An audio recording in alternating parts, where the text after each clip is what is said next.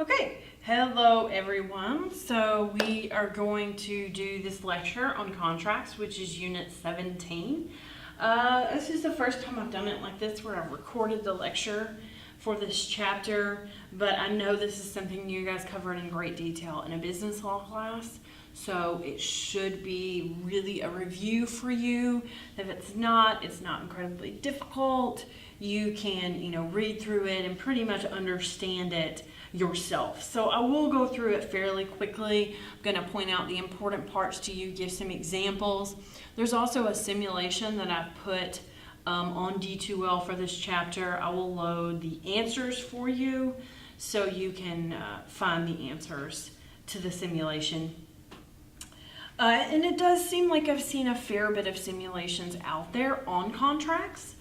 So it is something that, of the business law topics, it is something that I've seen tested a fair bit. So it would be a good one to spend some time on.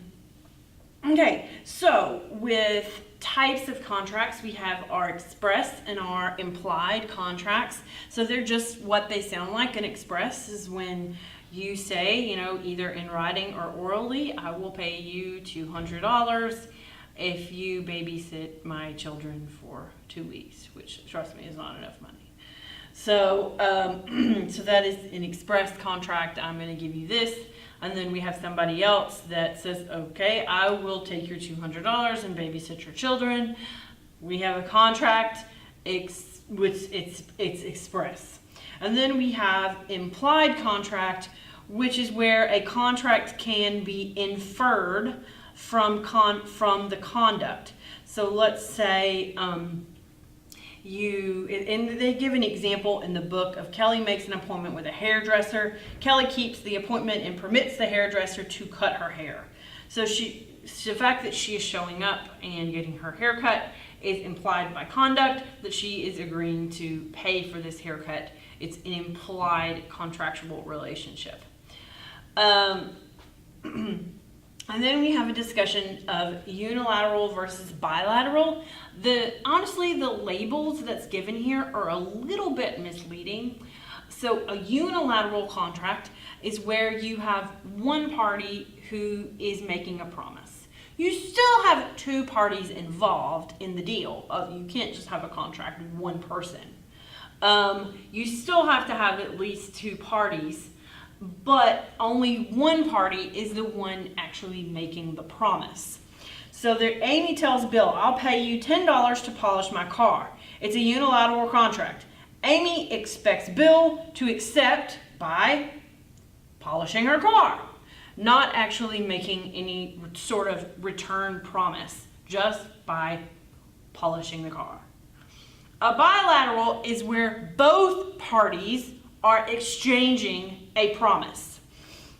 Amanda tells Bob that she will provide him with lodging in September if he agrees to pay her $200.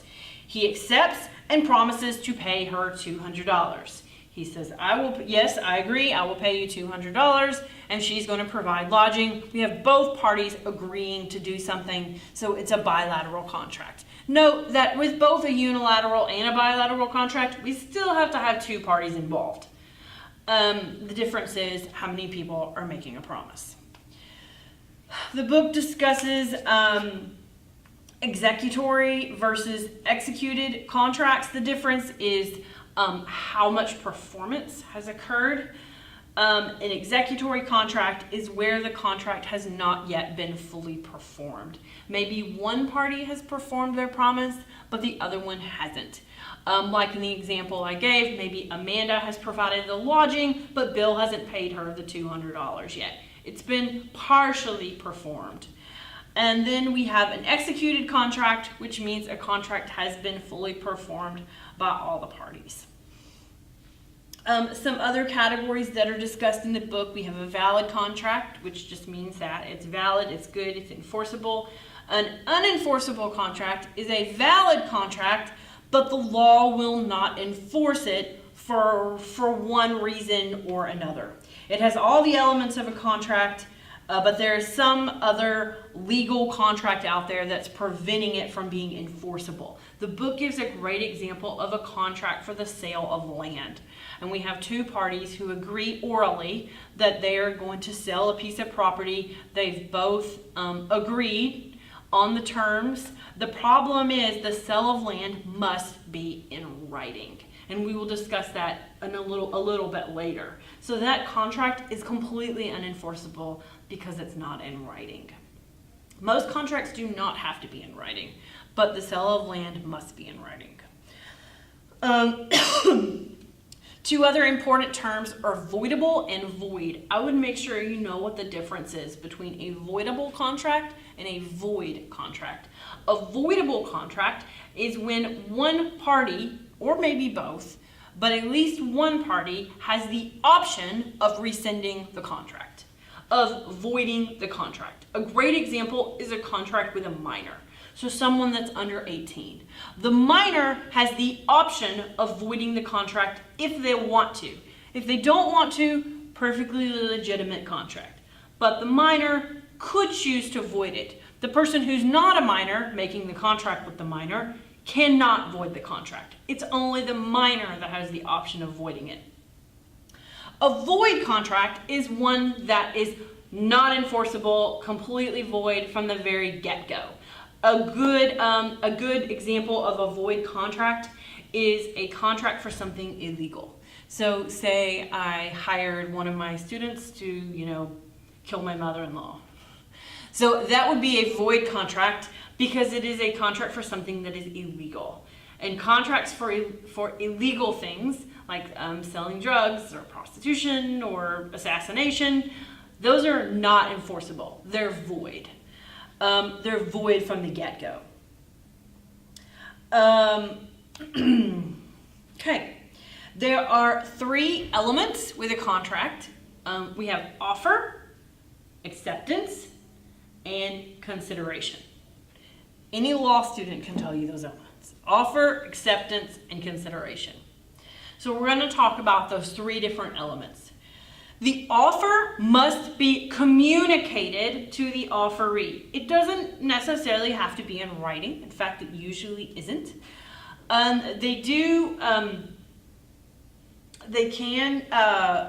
It is measured objectively, meaning we measure it from the perspective of a reasonable third party, not necessarily from the parties involved in the transaction.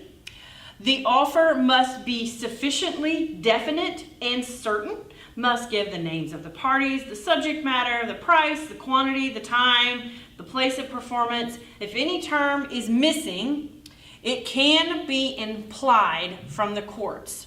There's also a little bit of an exception to this called a requirement contract. So a requirement contract, I don't know if it's discussed in this section or not, but a requirement contract is kind of where you say a party is required to sell as much as some other party needs. Even though that quantity is a little bit ambiguous there, it's still considered to be an enforceable contract because really the quantity is, as much as they need or as much as they need for these 3 months. And that's considered to be okay. That's a little bit of an exception. Nonverbal communication is okay. Some things that are absolutely not an offer, advertisements. Like first 100 customers to come in gets a free toaster. Something like that. That's not an offer. Invitations to negotiate. So we will start the bidding at $50. Or, make me an offer, something like that. That's an invitation to negotiate, and that's not considered an offer. How can an offer be terminated? So the contract may state in its terms that an offer ends at a certain time. So sometimes, like for example, if you're buying a house, you may say, I offer to pay you $250,000, and if you haven't accepted it in 2 weeks, that offer is terminated. Okay? So it may say on its terms of the contract that an offer is going to terminate within a certain period of time. if some response is not made by another party. If one of the parties dies or is declared incompetent, if the subject matter is destroyed, if the proposed contract becomes illegal. So if it was illegal to begin with, it's a void contract. It's completely, not enforceable. But if maybe it becomes illegal after you make the offer, now that offer is terminated. If the offer is revoked by the offeror, so the person making the offer, prior to acceptance. So prior to the offeree, the person receiving the offer, if they haven't accepted yet, the offeror can still revoke their offer.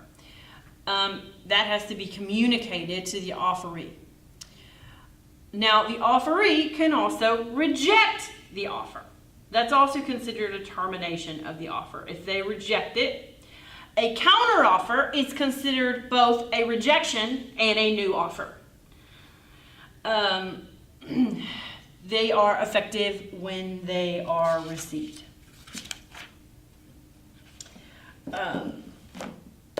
Now we're talking about the next element, which is acceptance. There's not a whole lot to say about acceptance.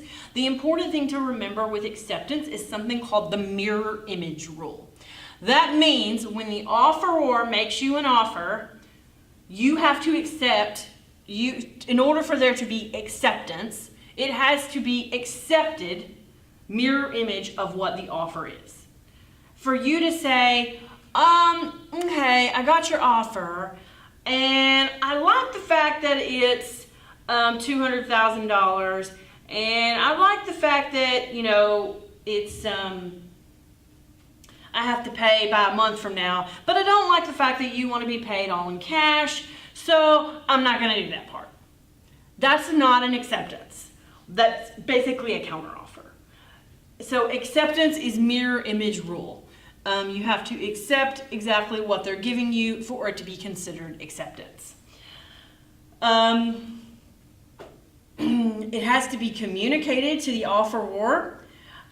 Silence may be considered to be acceptance depending upon the facts.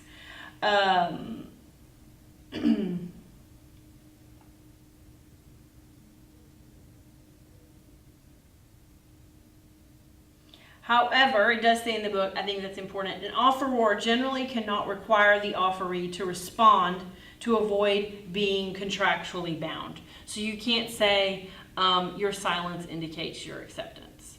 That's not okay.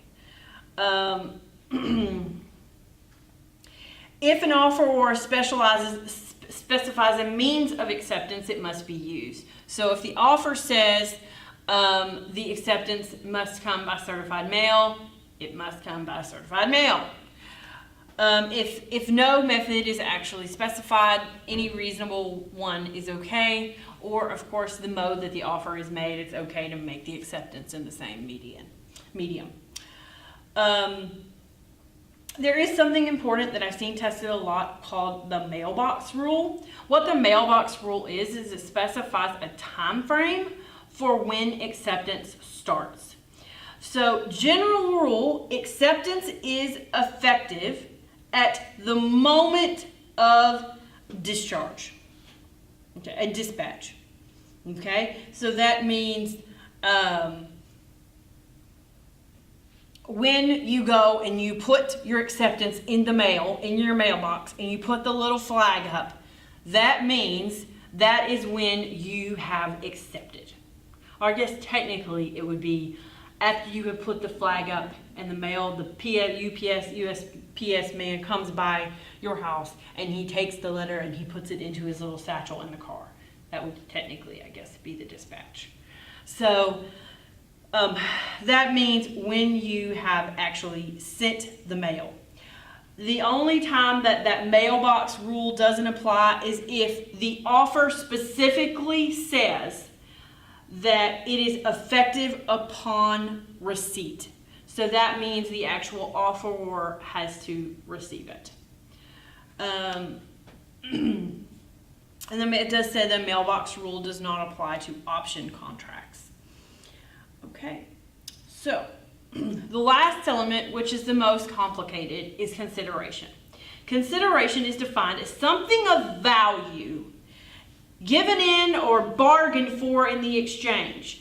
It can be a promise, an act, or a forbearance to do or not to do something that you otherwise can do.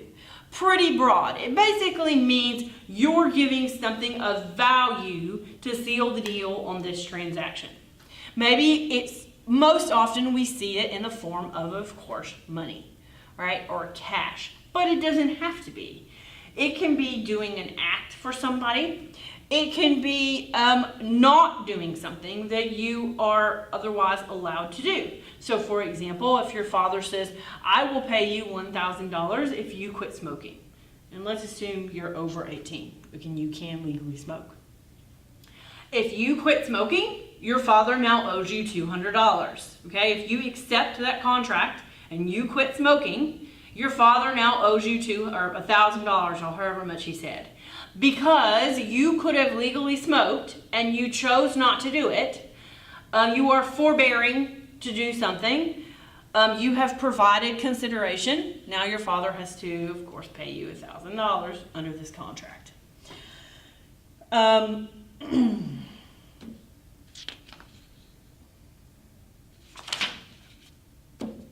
Some things that are not consideration. Nominal consideration. I will sell you my house for $1. Past acts.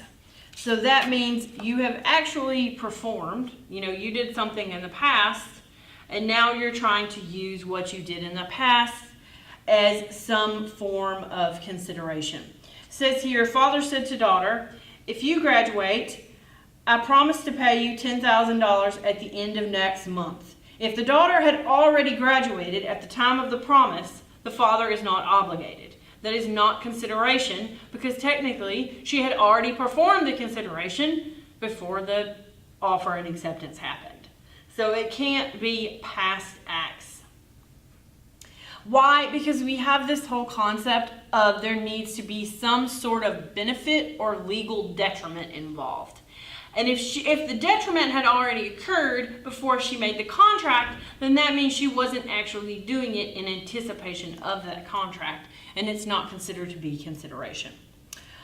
A pre-existing legal duty. So if you put up a flyer around your neighborhood that says $500 reward if you find my dog, and your neighbor, who is an accountant, comes to your office with your dog, you need to give them $500. That's essentially a contract, is what has happened there. It would be a unilateral contract, right? But if your neighbor is a sheriff's deputy and he comes to your yard with your dog and says, I want my $500, you don't have to give it to him because he basically already has a legal duty to help people find their dogs. He's a sheriff. He already has a duty to do that, so he's not going to be able to collect on the reward. The last thing that it says is not considered to be consideration is a part payment of an undisputed debt. Okay, so a promise to pay part of a disputed debt, however, is consideration for the creditor's forgiveness of the remainder. Okay, so if you're making a partial payment of an undisputed debt, that is not considered to be consideration.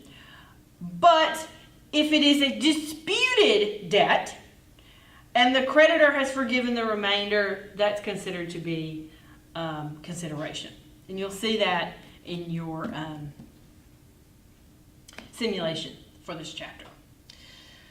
Okay, there are some equitable substitutes out there for consideration. Now these substitutes are just for the element of consideration, not really for offer and acceptance. Offer and acceptance still has to be there. There are two equitable substitutes. We have promissory estoppel and we have something called unjust enrichment. So these are discussed on page 461. So a promissory estoppel is where some sort of promise is given and the promisor expects it to induce action. The action is induced. The action that they think will happen is actually induced. And injustice can be avoided only by enforcing the contract. So there's no actual consideration here. But if we look at an example, John pledged $5 million to the university. In reliance on the pledge, the university began construction of a new building. If John retracts the pledge, a court will most likely enforce the promise. The university has acted upon John's promise and likely incurred a significant debt to its detriment. And then the last one is known as either a quasi-contract or it's commonly called unjust enrichment. This happens when no promises are actually made and no agreement is made, but a contract is enforced because one party greatly benefited from it. And this is honestly it is a little difficult to fall under this last category of unjust enrichment. You have to have kind of specific facts. Promissory estoppel, it's easier to get there. I've seen a lot of case law out there on promissory estoppel. Unjust enrichment, it's harder to get there. But because there's no promise, there's no agreement. But they give a good example here where we have a doctor who's found someone unconscious on the street and they perform medical treatment for them. Here, no promises are made. The person is unconscious. There's no agreement that's made, but because the person basically received medical treatment, the doctor should get paid. We assume that a contract did exist. If not, there would be unjust enrichment of the person whose life was saved by the doctor. Okay, we're going to go to the lecture 2, which is going to be defenses for contract enforcement.